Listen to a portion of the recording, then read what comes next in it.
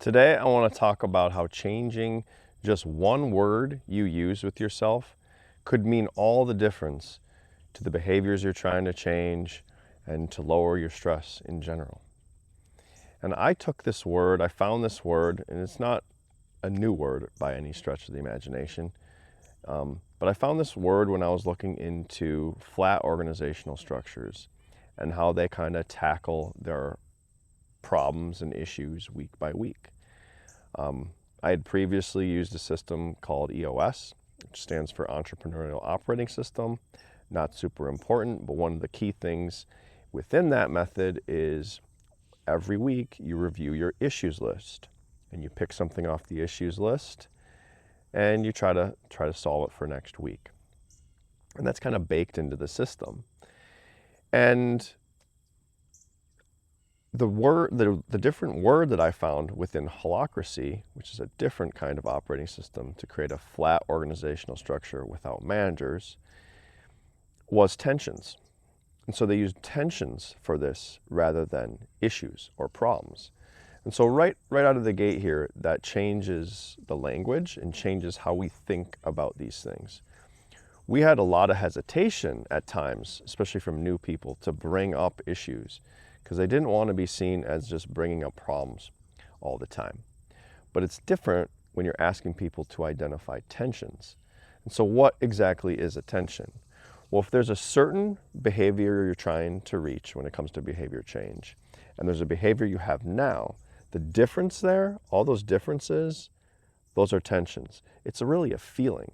I feel like something's wrong here, or I feel like this is going poorly. And it really kind of takes the weight off the word, or the problem, or the issue. It's not an issue. It's not a problem. It's a tension. It's just something pulling me away from where I want to be. Whether maybe it's a question. It could be just, I don't have the information I need to answer this question for myself. And so that changes how you think about these things. And it kind of, lowers the temperature. So this can lower your stress level just by writing it out and saying, this is a tension I have. It's not really an issue I have. It's not a problem I have. Those feel like they might be permanent. A tension evokes the imagery that it can be alleviated. This can change. And so just by the nature of writing them down or examining them is hugely beneficial from a therapeutic practice of getting that thought out of your brain onto the paper or in the computer.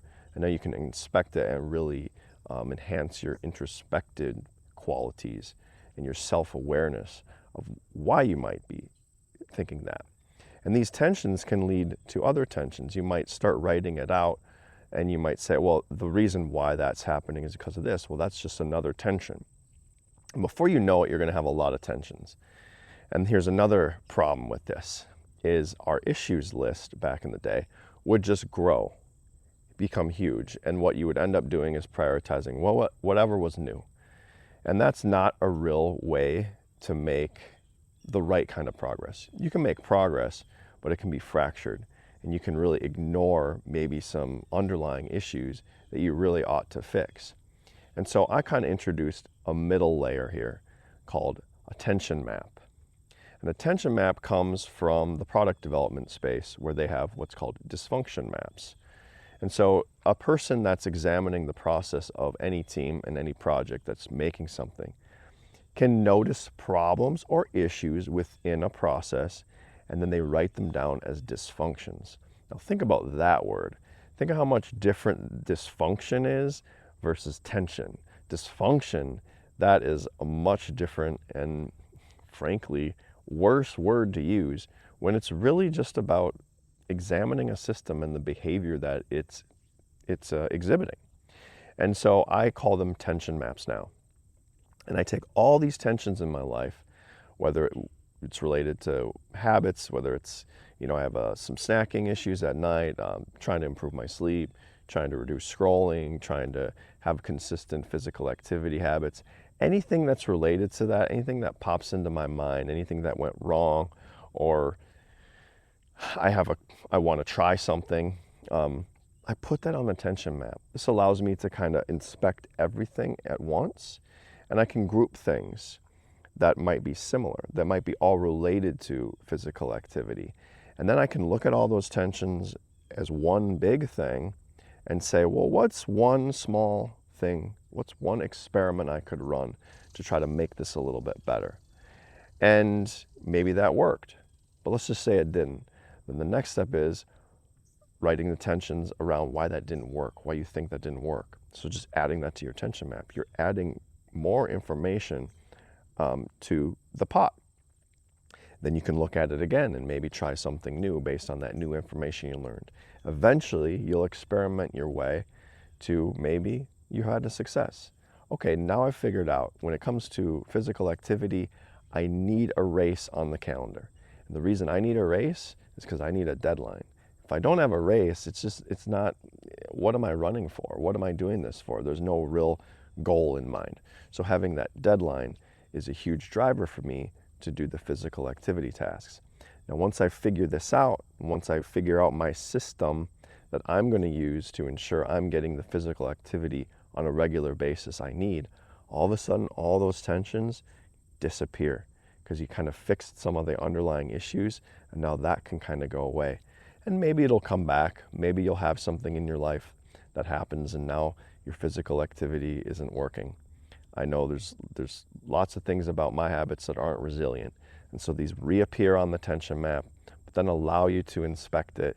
And just having them all there, at least for me, just makes it more comfortable for me. I kind of have everything captured there. I've not committed to making any changes. I just keep capturing these things about my life and my behaviors that I want to change. And then I don't stress about them as much, or I don't think about them as much, because I know I kind of have that captured. And it allows me to focus on the task at hand, and it doesn't bug me when I keep tripping up, because I've already recognized that I'm having an issue with running every other day.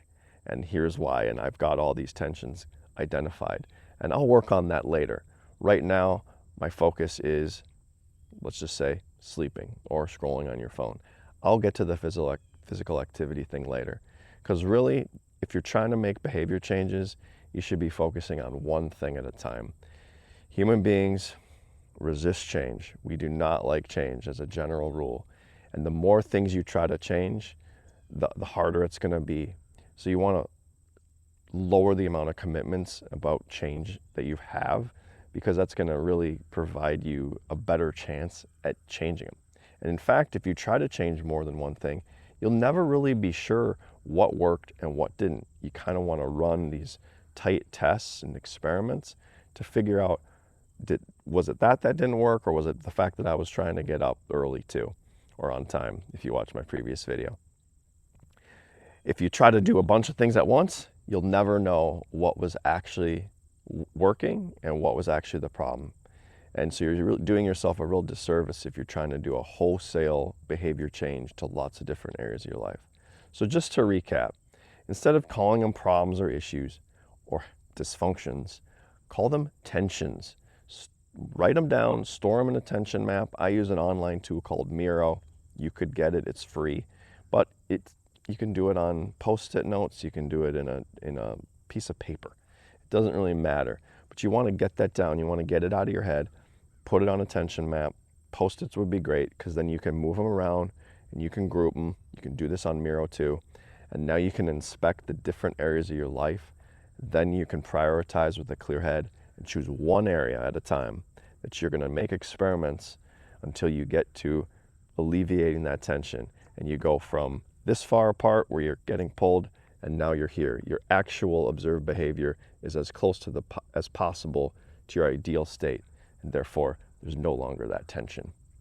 That's all I have today. Love it if you'd subscribe. If you know of anyone dealing with habit change issues, let them know I'm here and I'm committed to helping them. Until next time, I appreciate you. Bye.